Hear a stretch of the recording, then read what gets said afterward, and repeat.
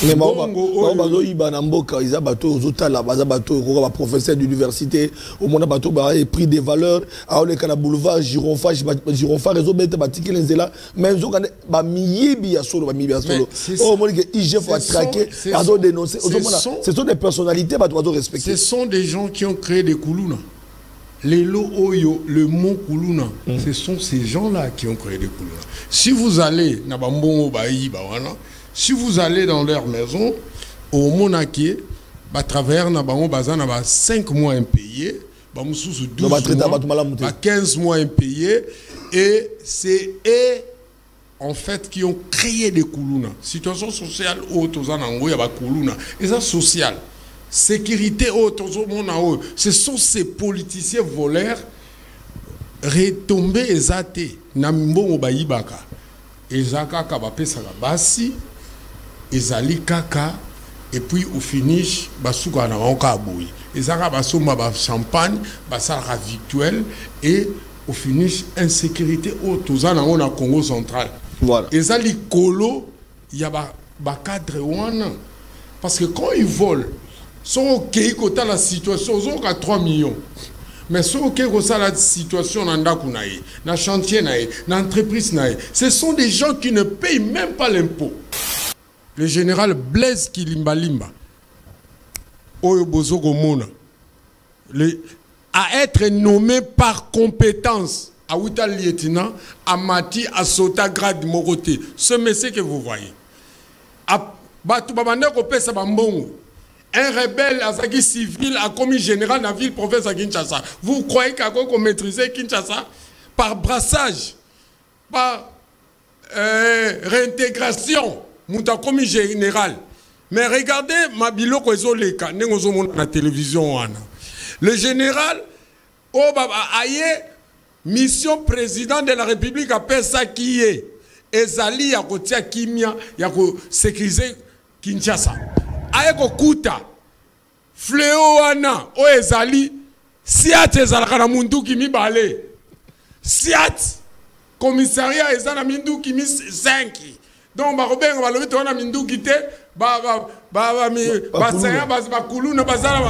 une force plus que Bissou. Et Azui Akamati a remédié dans la situation. Le président appelle ça qui est mission. Il y a qu'à sécuriser, il y a qu'à trouver solution. Aïe, que le général Blaise Kilimbalimba a dit Piron Oyo et Kokaki ko guérir. Moi, j'ai une fièvre, il y a insécurité. Et voilà, Oyo Asali a péci ma résolution à renforcer tous les SIAT. Alobi na koiko sarangai mo côté égoïsme et zamabe. Le général Blaise Kilimbalimba, Omoni Yomoko, a Sangisi Alobi, Poto Sala, Ngai mo na okokate. Na lobi soswa liaka. Oye koki na mongongo na ye tala mwana mboka population azo utiliser numéro ya police T ezo sala passe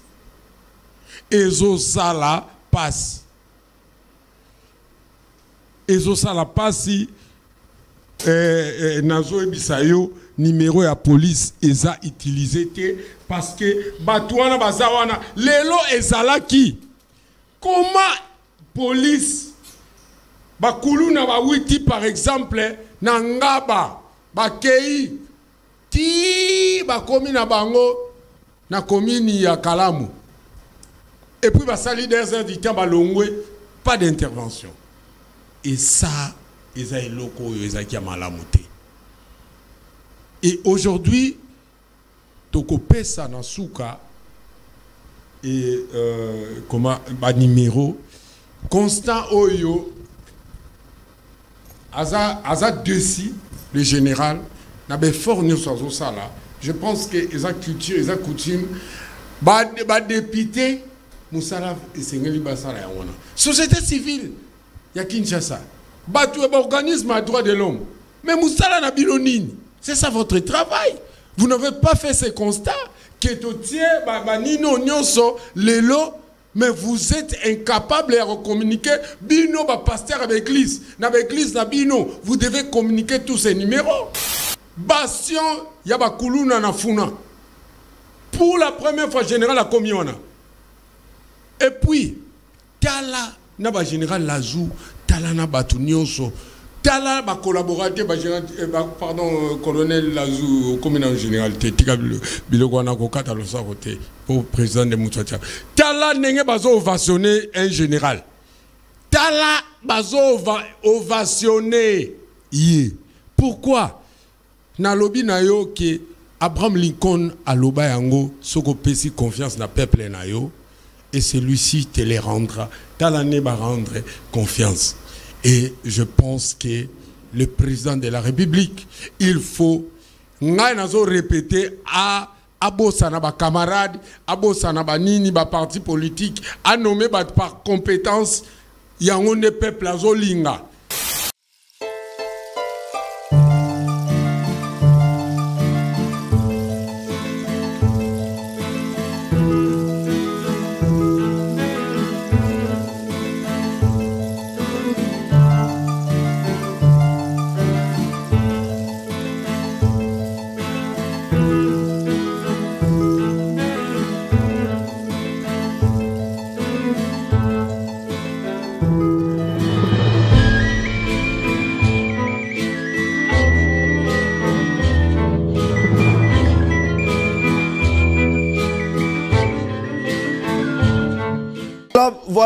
Voilà, comme je voulais annoncer, Bandeko Balandi Bokomesana, désormais, on a décor et à Papa Sentinelle. Cette fois-ci, les invités sont très à l'aise pour nous comme invité des marques. Invité des marques, Nabiso, invité principal.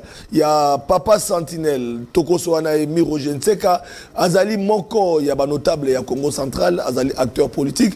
Toko Soana a un dossier à détournement dans le Sénat. Tosuki Nangwa, parce que tu mets à Basolonaye, tu as déjà cassé Balongo, DG Asika, et Baché DG Mosusu, tu as dit que tu as Susu été, il y a solo Makamo, tu as dit que les Kanambo, Kanabiso, Maromi, tu as dit que tu as molate. Crise na IDPS, est-ce que moi Namboka, Augustin Kabouya, Dengue Bokolanda, Bandeko Bolanda qui déclaration même, il y a membre. Il y a présidium, il y a présidium, il y a comité, il y a direction, il y a plutôt la gestion, il y a UDPS, au bas de déclaration pour désavouer Augustin Kabouya, tout à l'heure qu'on a été Longondo, Moko, il y a UDPS, comme on a crise de côté dans la UDPS, mais jusque là, silence absolu, il y a moi Namboka, Augustin Kabouya. Tokobeta Masolo, dans Congo Central, Tokobeta Masolo, dans la sécurité à ville, province à Kinshasa, comme je voulais annoncer, sur ce plateau, nous recevons un acteur politique, moi Namboka. Michel Roger Nseka, on a signé Kota, parce que c'est lui l'invité principal. Nabiso Yamokolelo, Roger Nseka, oui, mal au micro. Donc, je vais inviter au Fumu, je vais inviter n'habiter. Micro. Micro, voilà, boni santé, boni malam. Yo, au moninga, au moninga, que le moni santé. Ah, nous a très bien habillé, sur le micro. Merci. Voilà, bonne santé, kimia, politique en boka, ozoko banango kaka. Si, biso, tout ça, les habilés, na biso, ya mokolo, ceux qui n'azalaka, vendre des drogues, n'a pas dealer. Mais comment on mélange la politique aux alipés, Mokambia Barasta ya Congo, n'a évité, différence, et puis Mikolo Longo Souki. Mokambia Barasta à Congo, et ça par Rasta, Fario pour Rasta. Rasta, il faut moutoyer d'abord définition, et ça rassemblement authentique, solidarité traditionnelle africaine. Donc tout Africain est Rasta. Mais différence entre Rastafari. Rastafari, et Amotu Oyo a commis déjà l'image ensemble. Ah, donc il y a une idéologie. Oui, c'est ça. Voilà. C'est ça notre équipe. On peut se mettre dans ces grands plateaux à Tokundola, Tobeta Masolo, Yamboka, en tant qu'acteur politique, on a rappelé qu'il a en tant qu'acteur politique notable dans le Congo central. Dans Lingato Banda, dans l'Italie, dossier de Yambakayo, détournement dans le Sénat, on a accusé Né Congo. De détournement, mais au Saraba révélation, apparemment, ça va révélation, M. Bombaki. Tout ce qui a dossier, il y a détournement dans le Sénat. D'abord, moralité, parlons de la moralité. Moralité, zanini na dossier Sénat. Tous en a deux cultures. Culture moko, tous en a culture ngala. Oyo, ils ont prôné qui moyibi, c'est-à-dire mutusoki aibi, bako sale la yango feti. Donc, tous en a deux cultures na dossier wana. Ils ont à la fois culturel et socio-culturel en fait dossier à Sénat. Oyo ezali ke moyibi ayibi d'autre part tous en a culture ngala. Oyo ceux qui ba yibi ba kumisa ka bato ba yibi pe ba sala feti. Et de l'autre côté tous en a culture Congo et le coutume Congo. Oyo ceux qui mutu ayibi aza bani na société. Donc tout ça na deux cultures au ezo bundana. Culture ngala ezo défendre qui moyibi, il faut voler posa mo bali, et culture Congo ezo défendre ba valeur que les choses publiques, les choses publiques et ba bien privé eza ya yo. Donc, différence, on a koyiba pana biso, on a banni dans la société, et voilà un peu. Donc, il y a deux cultures différentes. C'est pour cela, on a azondi makayibi, ngamuna saliboy, et de l'autre côté, il ne peut pas le faire, et il a inventé qui moyibi nae. Et après débat, et délibération, tokotaki na Kinzunzi, la famille, voilà. Na Bambuta, on a dit, nous avons un problème de culture.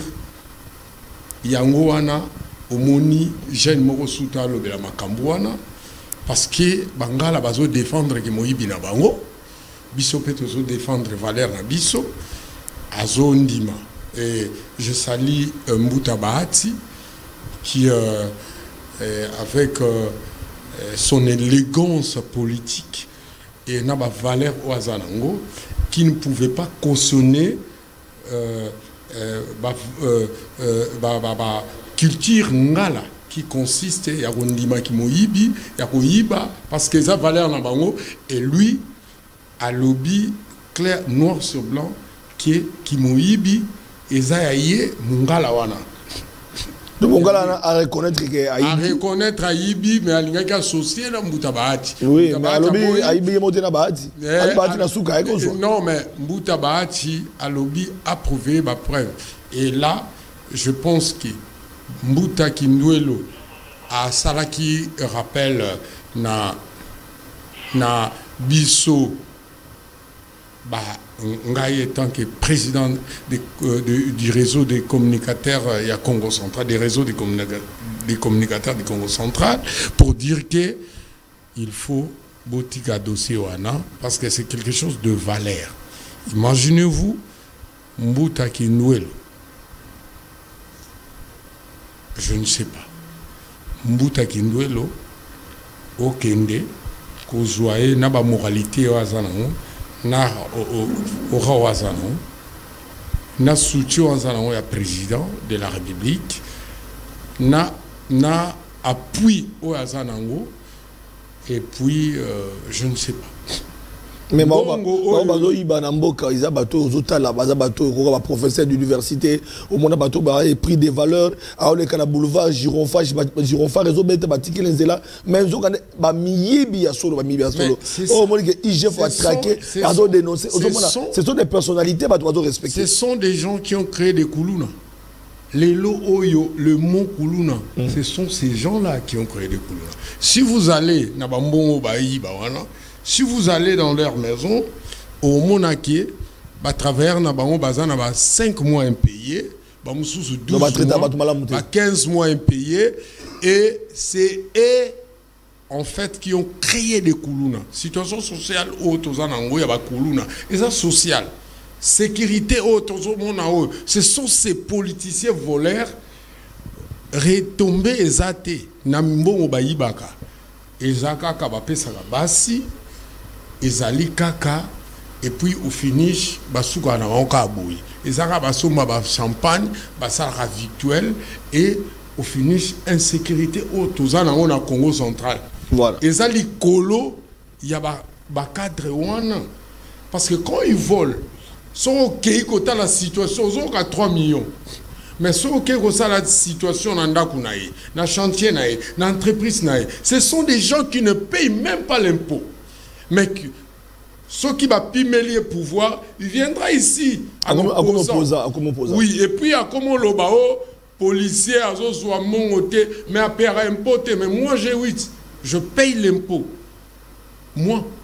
Alors, il faut payer Batouana, tant on va défendre les bons à l'État bonaboy. Il faut autour na rabango, ba récépissé na bango à foutre là qui impôt. Est-ce qu'il paye l'impôt? Quelqu'un qui veut contrôler. Yo mouta au contrôleur té moutoiseau contrôleur appelle ça qui est bon té mon frère excusez-moi na ola qui sont mon sapi moutou appelle si on bon té appelle ce budget au contrôleur n'engeni et ce sont ces malfrats moi je pense que ce sont des malfrats tous ces politiciens là détournés voilà voilà et moi je pense que le ministre actuel au bakoti na gouvernement au faut balanda exemple à Constant Mutamba. Pourquoi? Parce que Moussala Constant Mutamba zo sala azali kozongi sa l'autorité de l'État.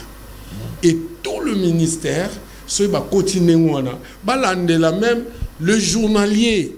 Les journaliers, ce sont des humains. Baza je ne sais pas. Bazaba humain, le journalier, à Konsala, 15 ans journalier, et le ministre des Transports, à Zawana, le ministre n'a pas de domaine ignonso, le ministre a travaillé à Zawana. Je pense que le ministre du Travail n'a pas encore commencé le travail comme donc, le ministre de la Justice. Mais non, ils doivent suivre l'exemple de Constant Mutamba. Babima n'a pas infinité. Alors, nos ministres nouvellement nommés, oui. ils doivent sortir dans l'infinité comme le ministre de la Justice, Constant Mutamba. Surtout le ministre du Travail, Azali, Yemutu, Azad Douaye Yabakuluna. Parce que moralement, je dis, il est civilement coupable. Donc, étant ministre, je ne m'attaque pas. Parce que ma jeune Melbana Missalate et que le ministre à travers au poté. Oui, mais voilà. Non, mais lui, il connaît que Nasnel, il y a des. Par exemple, là, qui sentent, il y a des gens qui ont, ça veut dire, 20 ans. Il y a un journalier. Qu'est-ce que vous voulez? Vous voulez que courant est à la stable? Il faut délester. Maman Souminoa a acquis 6 millions d'emplois. Nani? Maman Souminoa. Est-ce que c'est possible que Maman Kimpa Vita. Kimpa Vita. Parce qu'il y a des Congo. Voilà au CPLI. Parce qu'il y a des Abino. Non, mais non. Il y a un cacité. Elle a 6 millions d'emplois. Tout le monde a un casse. C'est-à-dire, nous voulons que le 6 millions d'emplois, il y a Maman Souminoa. Ezala 6 millions. Parce que tout ça la promesse, le régime Nabino n'a passé. Le grand problème, c'est quoi? Le 6 millions d'emplois à Mama Soumina, Kimpa Vita, Oyotozo Télémela, Ezala, emploi fictif au Ezalaki. C'est-à-dire, quelqu'un a un ministère à transport, à directeur, mais il se retrouve engagé dans le ministère de l'Agriculture. À partout. Donc, à partout. Il est même personne aussi, à 4 places d'Ipera, à Zui déjà. Yemoko. Et à Zui, à Yemoko. Nous voulons que le 6 millions d'emplois là ait reflété l'image Yabamata Taponyote. Et ça, oui, ben je vous dis, nos visions à Mata Taponyo. Je voulais vous dire, les Koulouna aussi, les lots, ceux qui Koulouna et réfèrent surface. Vous avez connu notre Mbouta, le ministre de la Justice, Nani, où a combattre Bakuluna, qui a créé Angenga. C'est le professeur Louzolo Bambi, alors ministre de la Justice. C'est lui, en fait, amoni kombo ya angenga kombo ya café là boyo kango wapi. Il a commencé à éradiquer ce fléau social. Et ça social, fléau on est social. Parce que voilà, il y a pas de détournement. Alors, à Saliango, et lorsqu'il a commencé, Bazou Balongo lié au ministre près du président. Mais Moutou Ayaki, est-ce qu'il y a la continuité du pouvoir? Est-ce qu'il y a continué? Non. Non. Bah greffer Yango, bah plager Yango, mais pas dans la vision où il y a Zakina.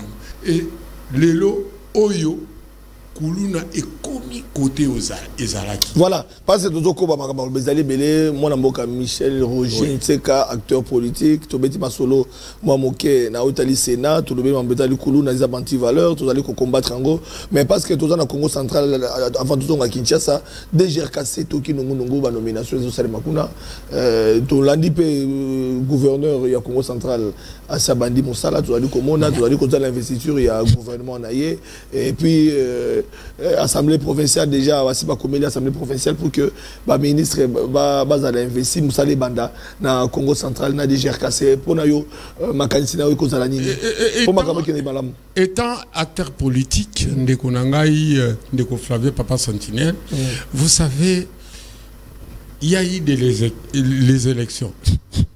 Rébellion na élection, ils ont des choses différentes.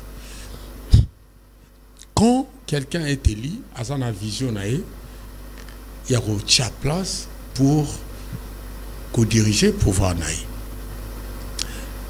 Et l'élection est un jeu démocratique. Donc, quand il y a un jeu démocratique, il y a ce qu'on appelle sportivité. Sportif, fair play. C'est-à-dire, où il y a gagné, à travailler. Mais il y a des principes. Au lobby déjà cassé. Moi, je pense qu'il faut honorer les gars qui ont vécu.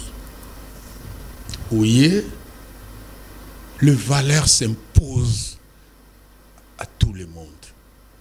Il ne faut pas venir humilier et défier les gens qui ont vécu, qui ont fait quelque chose. Parce que yopé ou les gars.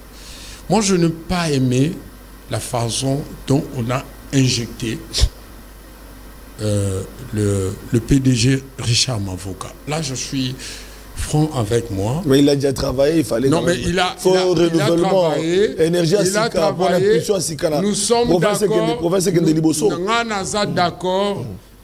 Va remplacer Moutou. Oui. Mais n'a honneur.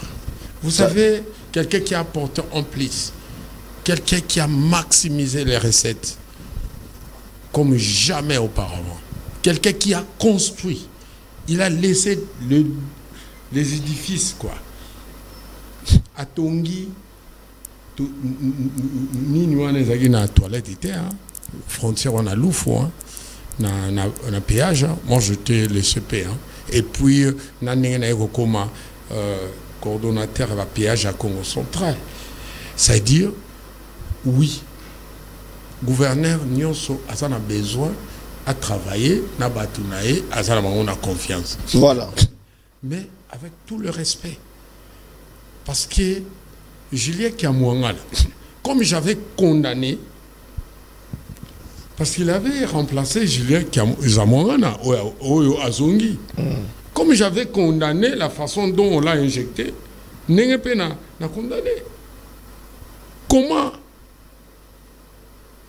Moutou a sali Moutouazo représenté ma valeur. Vous voulez l'humilier Kakapo Bolingi était. Non, parce qu'il y a des principes. Parce qu'il va remplacer pour l'humiliation. Non. Fallait pas ça l'année. Non. Pour remplacer, nous sommes d'accord. Tout à fait. Mais le respecter et respecter les valeurs Congo et respecter le principe administratif, ils ont bien. Donc, je vite que Batoua Salamarabuna haine. Ils ont fait les choses par la haine. Pourquoi pas attendre investiture, il y a gouvernement? Qui doit les gérer? Maintenant, qui gère l'actuel DG? Parce que nous ne voulons pas agir avec la haine dans le Congo central. Nous ne voulons non, pas mais le gouverneur agir avec a travaillé dans le bateau, et surtout le secteur générateur des recettes. Et c'est quel moto il y a dans la confiance pour que les dividendes aient bénéficié de la province. Nous sommes d'accord. Pourquoi attendre l'investiture du gouvernement provincial? Ce sont les cerveaux d'État. Notre frère...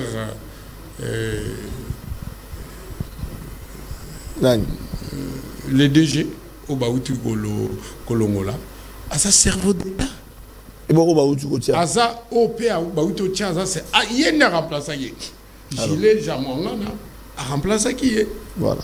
Yépe à son. C'est un chevron. Balongola Yépe Bongo. Mais ton ligne biloko échangé qu'on gouverner par défi. Ça veut dire il faut respecter les normes et le principe. Moi je suis là. Moi, mon éducation à moi.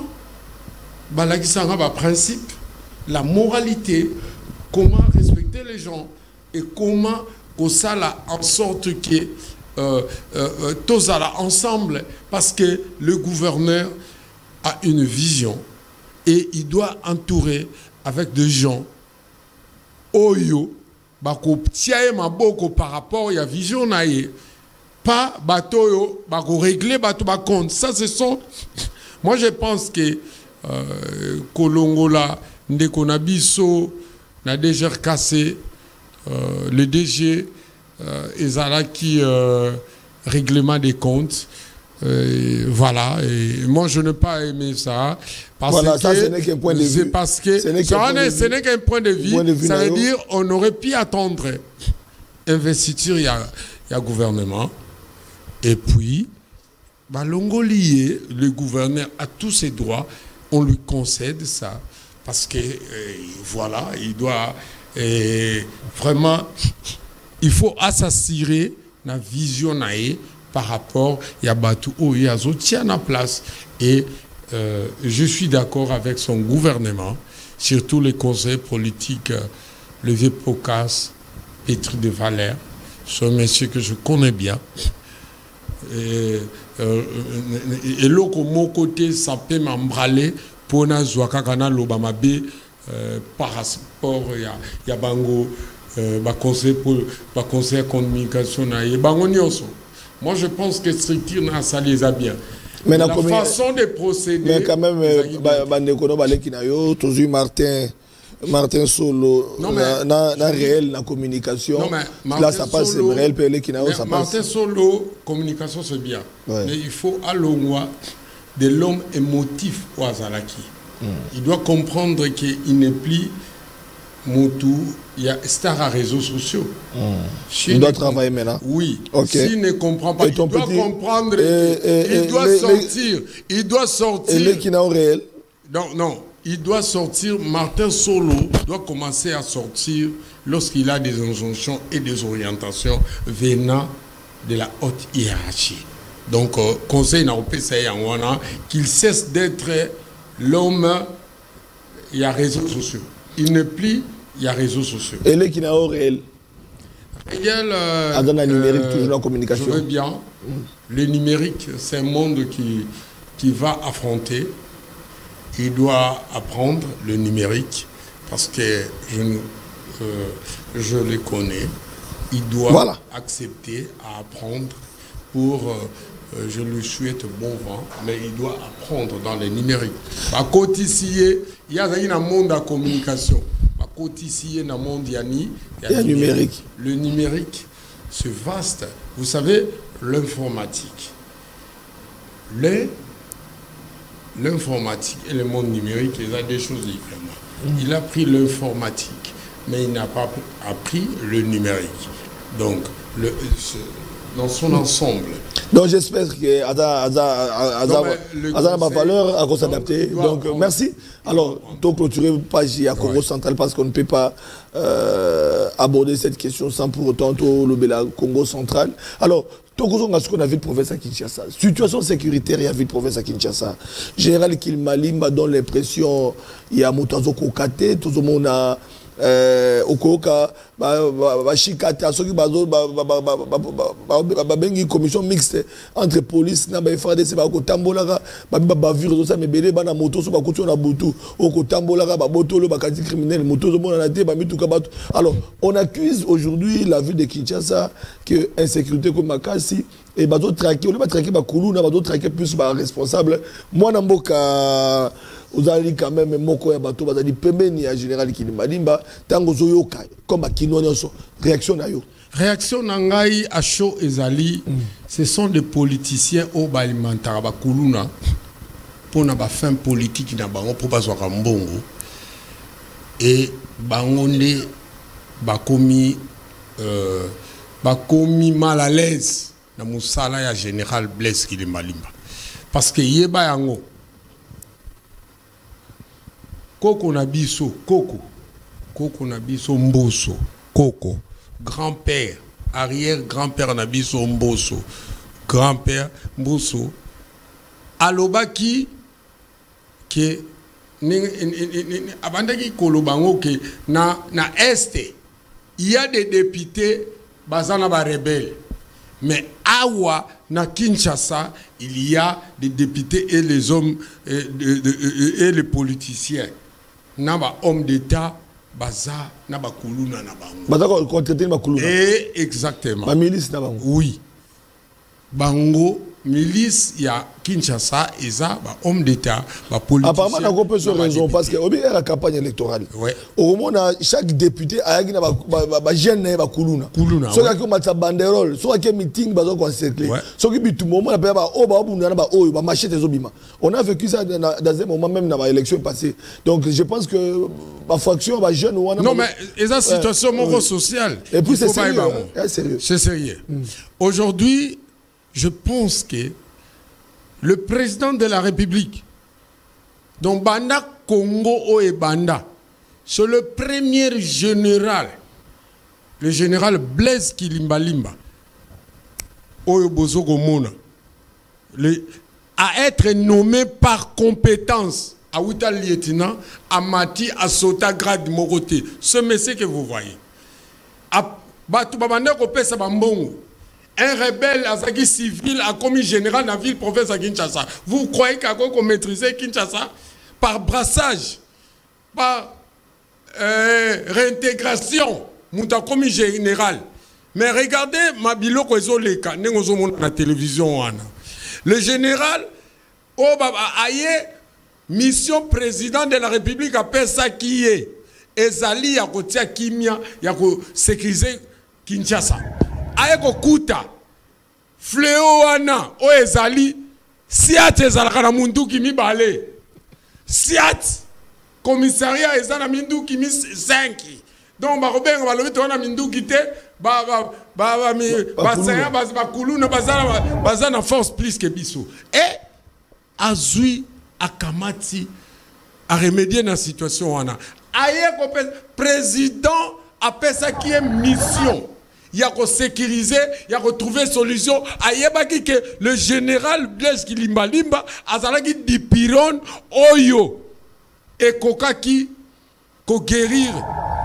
Moi na wa azaki na fièvre, il y a insécurité. Et voilà oyo asali apesi ba résolution à renforcer tous les siats. Alobi na koiko sarangai mo côté égoïsme ezama be. Le général Blaise Kilimalimba, au Moni Yomoko, à Sangisi Alobi, Poto Sala, Ngaimo na Okokate, na lobi Soswa Liaka, Oe Koki na Mongongo Naye, Tala Mwana Mboka, Tala un patriote, Aluka qui pouvoir on a mbongote, l'oro mogote, mais le chef de l'État a recouru. Le chef de l'État avait besoin que francophonie et les bien. Le chef de l'État a yébaki, on jette de l'air, il y a sécurité. Il fallait un homme de terrain. Il fallait un homme pétri de valeurs. Il fallait un homme qui maîtrise la sécurité.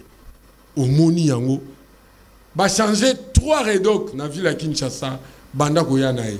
3 redocs, mais il y a Zawana. Donc c'est un monsieur de terrain. Et c'est pas un monsieur Oyazwaka, ba collaborateur na ya ba nrofina bango. Papa, mosuku kuna na bumbu ozomono. Le général qui est ovationné par la population. Au monde yango déjà. Hein? Et Zala qui est police de proximité. Nous. Police des Libanais. Police qui police des Libanais. Et comme il est là, police de proximité, il y a solo, il y a réalité. Aujourd'hui, le général Blaise Malimba a suivi à Sali, mais regret et ça m'a cassé. Bon, le 28, ça a été comme ça. Biso to zaki po buka mona, biso za ba santu petro buka mona buka kukila. Le général Blaise Malimba, to sali ronde, il y a ba point chaud nyonso, 14 points chauds. Mais constant et ça amer par rapport à la population, ça veut dire population a utilisé numéro ya police T. Ezo sala passe. Ezo sala passe. Ezo sala passe. Nazo ebisayo numéro ya police eza utilisé parce que batouana bazawana lelo ezala qui comment police bakuluna ba witi par exemple na ngaba bakei ti bakomi na bango na komini ya Kalamu et puis basali des heures du temps balongwe pas d'intervention et ça eza eloko eza ki malamu te. Et aujourd'hui tokopesa na suka et comment ba numéro constant oyo aza desi le général na be fort nous so ça là. Je pense que eza culture eza coutume ba député musala esengeli basala ya wana société civile ya Kinshasa batu ba organisme à droit de l'homme mais musala na bilonini. C'est ça votre travail. Vous n'avez pas fait ce constat que totier nino nyonso lelo, mais vous êtes incapable de communiquer bino ba pasteur avec l'église. Na l'église na bino, vous devez communiquer tous ces numéros.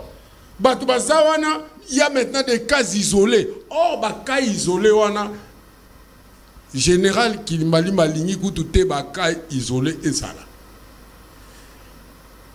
Et je vous dis maman Judith, je pense que voilà na awa tozali na comment est-ce qu'on appelle ça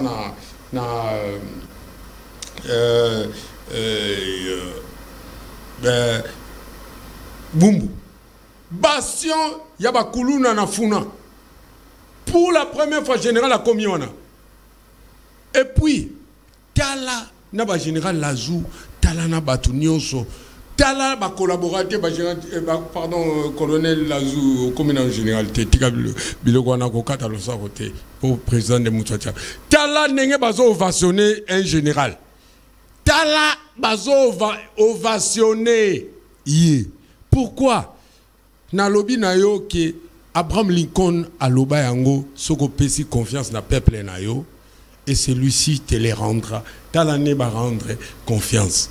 Et je pense que le président de la République, il faut répéter à Abosana, ba camarade, Abosana, ba nini, ba parti politique, à nommer par compétence, Yangonde peuple Azolinga.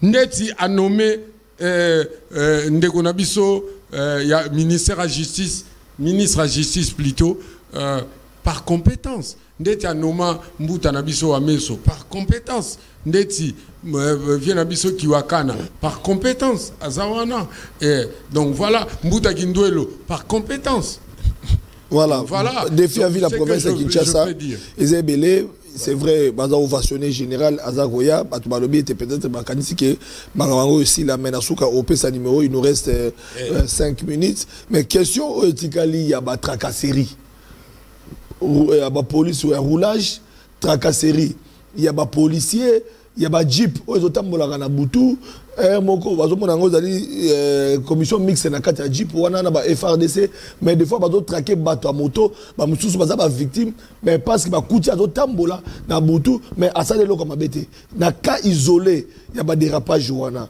Qu'est-ce que le général Kilimbalimba pense faire parce que c'est sa juridiction. Vous savez, mentir, il en restera toujours quelque chose. Ezali Batouba Mesanaki Naki gangster. Le général Blaise Kilimbalimba, c'est un homme de terrain. Aïe, à. Et là, on a na Oebi Sayo, à Kotaki. Oebi, nazo regretté, pe nazo kamwandet yo papa sentinelle. Ata bolingi mbologote membondi bamba ona ozo poser ngai kaya ba bureau d'été lelo yo zo lobela sou bureau d'été yo nengo zawana maintenant na silisi bureau de batara tolobela ka ngona na lobi na tolobela ka alobela bureau de mais aboya ki ba fonctionner asilisa lelo zo ka sou bureau de banalia kuna na banalia na sosa wana na force oyebi makam bureau de bamando sala et le grand problème bureau de ezaleka na la police. 14e réseau militaire, ils ont bureau de 12e réseau militaire, ils ont force navale, force terrestre, bango nyonso baranse demi après nyonso tout bana ba bureau de. Mais et komaki kaka pour la police. Mais le président le général Blaise Kilimbalimba tant le président nommé a pesaki ba objectif a pesaki vision na ayemba la moko a cassé bureau de. Oyo ka su bureau de. Mais quand va tracasser, il y a une question. Il y a une question de quoi? Il y a une question. Bonjour Papa Sentinelle.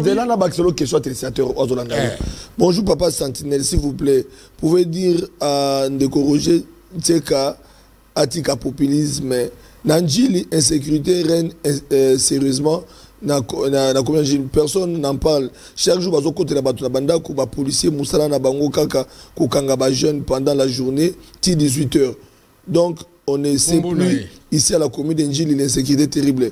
Hommes armés nous visitent chaque jour. Alors, insécurité, mais visite le général Blaise Kilimbalimba Loba, awa bandeko nangai. Alobi eloko moko azanango. Donc, bazana numéro T. Numéro zanini voilà ma testateur bon retenir ba numéro après bon retenir ba numéro na bon retenir ba numéro oyo vas-y pesa ba numéro bozolo ba biloko solo mais général ezo sala e pasi na ba disposition oya tie pour na sécurité province ya ville à Kinshasa na botindami. Il y a Félix Antoine Tshisekedi, président de la République. Oyo azobate la mboka aligné ata 1 centime te ya mboka na biso ekeni na bapaya. Premier numéro ezali 083. Sorozali banda otie plus 283. 243. 283. Plus 243. Pardon, plus 243. Code de la biso. Plus 243 83 162 68 28. Deuxième numéro, Ezali, plus 239 0000, donc 4 fois, et puis 39 21. Troisième numéro, Ezali, plus 243 85 73 72 249. Quatrième numéro, Ezali, plus 243 97 63 46 00. Donc, ba numéro wana yango ekosa la sécurité na bino. Après ba routine de la bino, ba numéro ya ba point chaud, je pense que semaine prochaine à Roya, ton routine de la bino. Le général Blaise Kilimbalimba azali mutu oyo pétri de valeurs.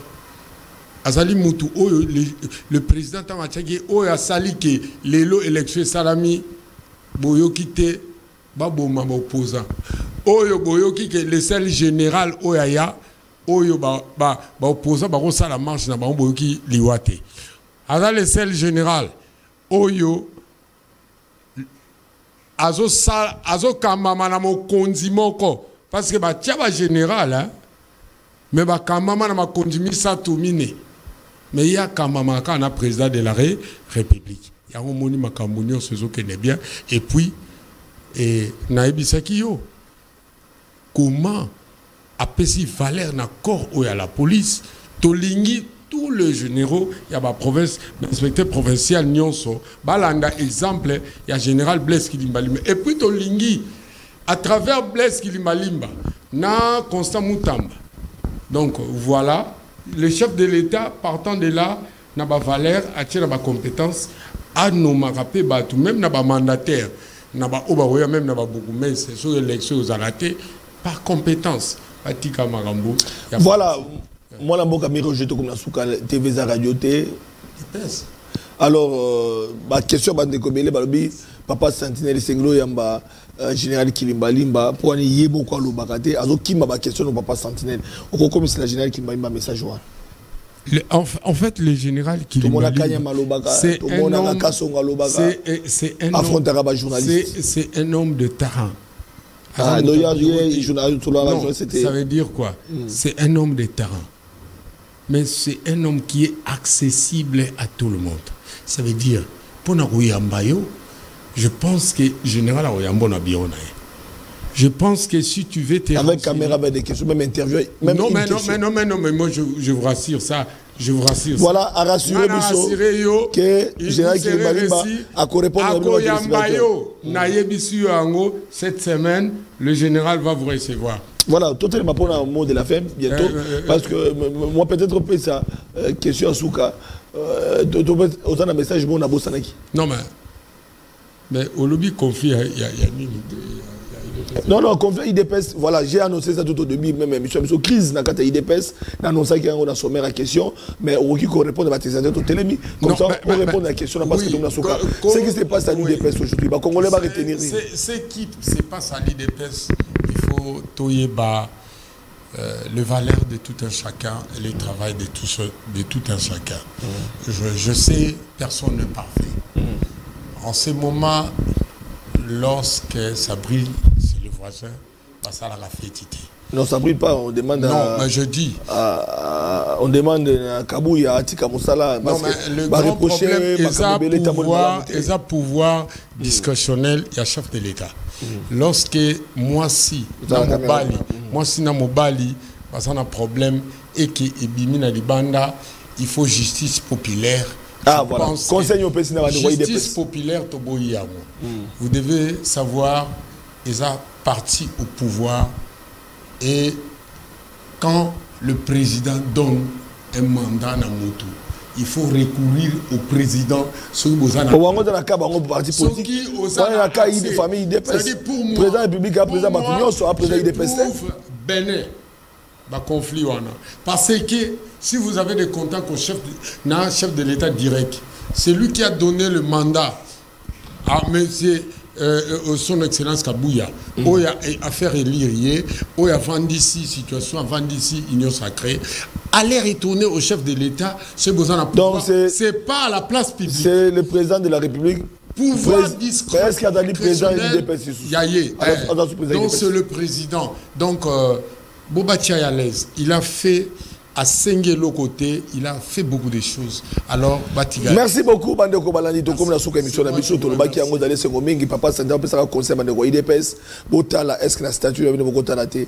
Maman Marthe a joué un rôle. Peut-être que ça n'a pas maman, n'a pas rôle, pendant des crises et des crises, pendant les combats, Azaki Pembe, dans mon long aninae, moi, Namboka Zela, Ozubima, moi, Namboka, les sphinx délimité, Oyotobenga, Benga, Mokonga, Koba, B52, Azaki, soutenir, Etienne Tshisekedi ou Amoulumba, est-ce qu'il n'y a pas moyen de créer un statut dans le cas est-ce que maman a devenir IDPS parce que Azalina nous elombe, maman Azalina nous makasi, a Mokambi. Moi, je vais appeler maman, il y a un problème, il y a un candidat, voilà, mon ami Roger, c'est qu'ils allaient se nommer en tant qu'acteur politique, et puis notable au Congo central, ils allaient se nommer en tant qu'acteur politique, et peut-être avec le général Kilimbalimba.